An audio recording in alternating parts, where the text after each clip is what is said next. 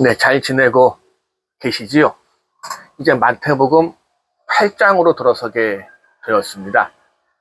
8장부터 시작해서 9장까지는 수많은 이적들이 기록되고 있는데요. 오늘은 그 중에서도 제일 첫 번째 이적을 살펴보려고 합니다.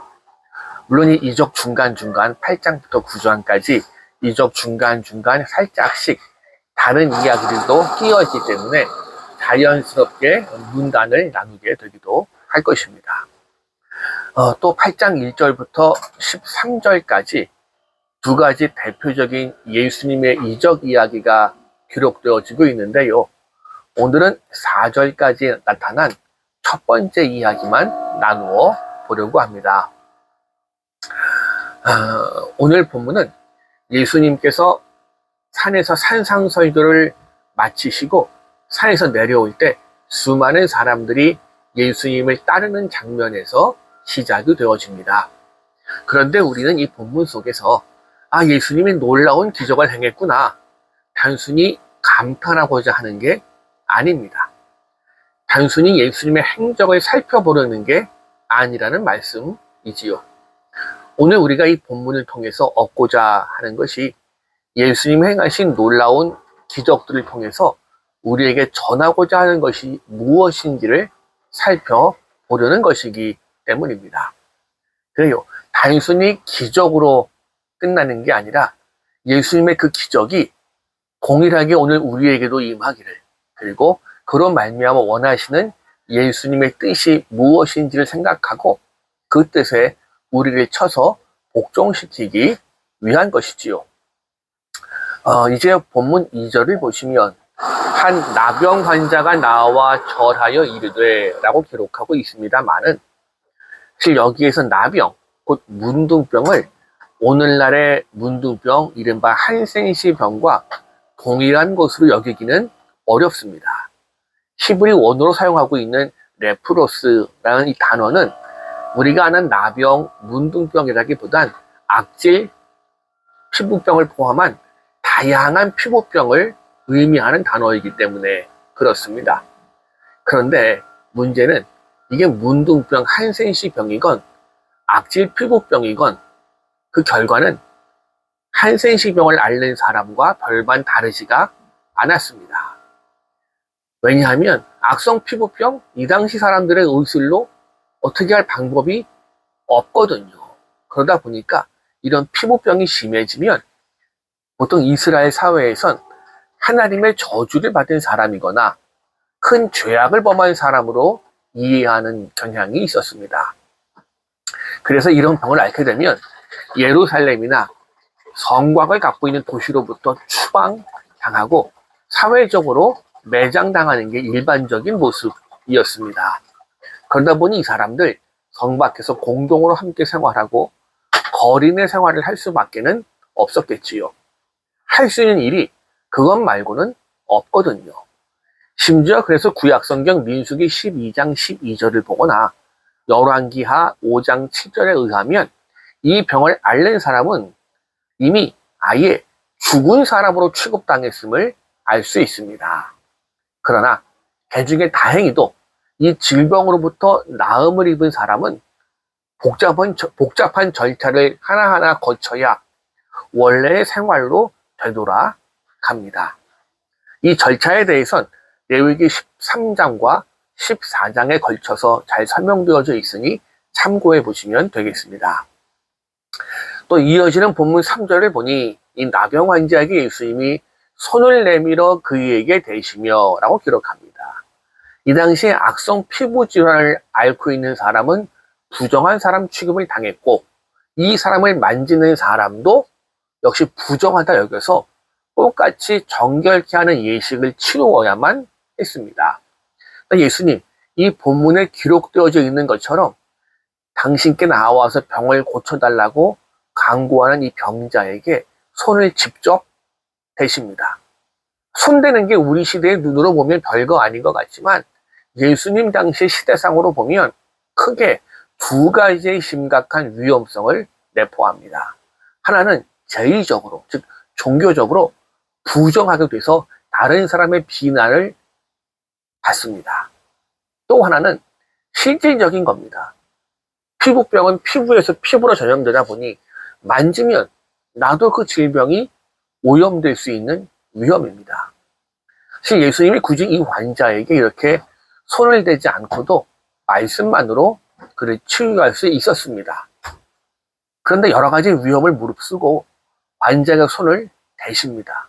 그럴 필요가 없는데, 이건 오늘 본문에서 이어지는 두 번째 기적 이야기, 한 백부장의 종을 고친 이야기에서도 우리는 알 수 있어요.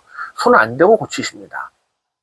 예수님, 이 환자에게 굳이 손을 대십니다. 여기서 우리는 예수님이 이 환자를 얼마나 불쌍하게 여기고 있고 그에게 어떤 사랑을 표현하시는지 알 수가 있겠습니다. 이 당시 유대인들, 즉 이스라엘 사람들에게 하나님을 섬기는 데 있어서 가장 중요시 되었던 것 중에 하나가 정결과 관련된 부분이었습니다. 그래서 정결예가 무척이나 발달해 있었습니다. 그러나 이런 풍습 속에서 악성 피부질환을 앓는 건 죽음을 당한 것과 다름없이 취급받습니다. 이런 정결례가 발달할 수밖에 없었던 것도 이 당시 이스라엘 사람들의 생활 모습을 떠올리면 쉽게 이해할 수 있습니다. 자, 환경을 떠올려 보셔요. 땅은 건조하지요. 바람 불면 먼지는 많이 일어나지요. 온도는 무척 높습니다. 척박합니다. 더구나 생활 수준은 지금과 비교할 수도 없어요. 쉽게 씻지도 못합니다. 그들의 의학 수준도 발달하지 못한 상태에서 악성 피부병이 발생하면 그건 곧장 그 환자 주변 사람들에게도 전염되기 마련입니다. 그러니 그 사람은 따로 격리하는 게 이 당시 사람들로선 최선이었던 겁니다. 그래서 자연히 이런 환자들 성 밖으로 추방당합니다. 이렇게 추방되는 건 동시에 하나님의 선택된 백성으로서 항상 여러 가지 종교적인 환경 속에 살던 그들, 거기서 배제되는 겁니다. 종교적으로도 하나님으로부터 버림받았다는 압박감, 사람으로부터 튕겨져 나오는 압박감, 늘 눌려 살 수밖에는 없었겠지요. 자, 그러니 이런 상황에서 이런 환자들, 이런 병든 사람들을 괴롭힌 건 육체적인 질병뿐 아니라 사회적, 종교적 죽음의 아픔 같이 있습니다. 예수님 바로 이런 이 문둥병자에게 자신의 사랑을 베풀어 주십니다. 그럼 자, 생각해 보세요.